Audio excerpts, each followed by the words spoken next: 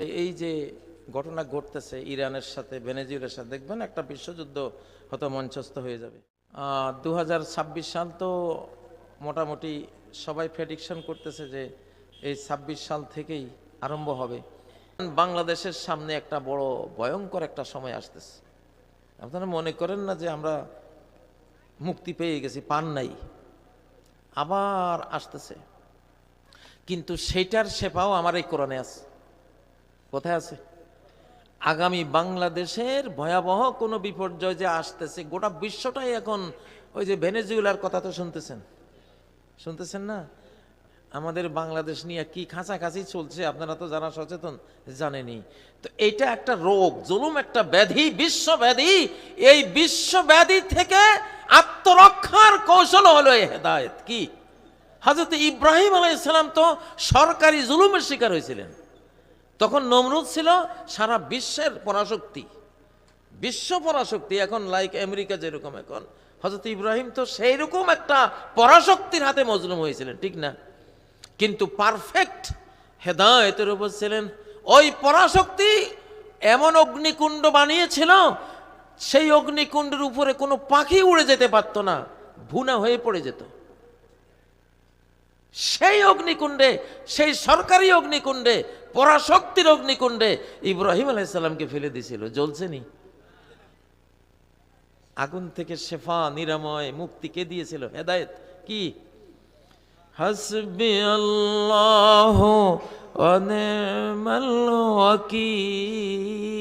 হযরত ইব্রাহিম যদি তখন ওই কোনো বাবার কাছে দোয়া করত, কোনো গুরুর কাছে দোয়া চাইতো, কোনো ফাদারের কাছে উনি দোয়া চাইতো, বা ওনার কোনো মূর্তি থাকতো, আর কিছু থাকতো, বাঁচতে পারতেন?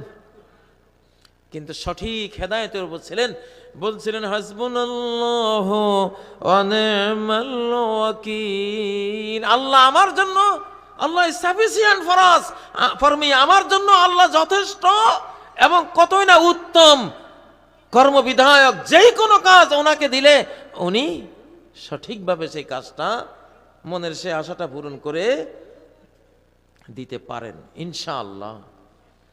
বাংলাদেশ যদি বাঁচতে চান, তাহলে আগামী রাষ্ট্রীয় জুলুম থেকে বা বহির্রাষ্ট্রের জুলুম থেকে যদি বাঁচতে চান, সেটার শেফাও কোথায়? কোরআনে আছে। কোথায় আছে সেটা? কি? কোরআনে দেখেন, সূরা ফাতিহার নাম সূরাতুশ শেফা, কিন্তু শেফা শব্দই নেই। আরেকটা সূরা আছে, সূরা ইখলাস, কুল হুয়াল্লাহু আহাদ। মাশাআল্লাহ। আচ্ছা মুরব্বী, আপনি বললেন যে এটা সূরা ইখলাস। ইখলাস শব্দটা সূরা কুল হুয়াল্লাহর মধ্যে কই আছে? কোথায় আছে? ইখলাস শব্দটা আছে? নাই। আশ্চর্য না যে সূরা ফাতিহা হলো সব রোগের সেবা, কিন্তু সেবা শব্দটাই নেই।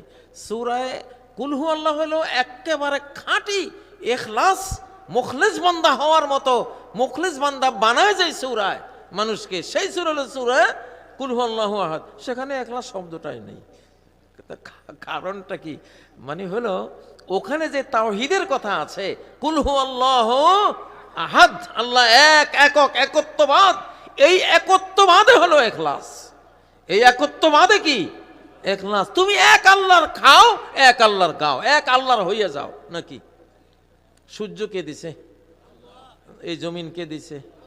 অক্সিজেন কে দিছে? হ্যাঁ, রাতের আধার কার সৃষ্টি? আমাদের কণ্ঠ, এই ভাষা, এগুলি সব কার সৃষ্টি? তো যেহেতু সবকিছু এক আল্লাহর, অতএব আমি বন্দাও হব এক আল্লাহর নাকি? এটাকে বলে ইখলাস। এটাকে কি বলে?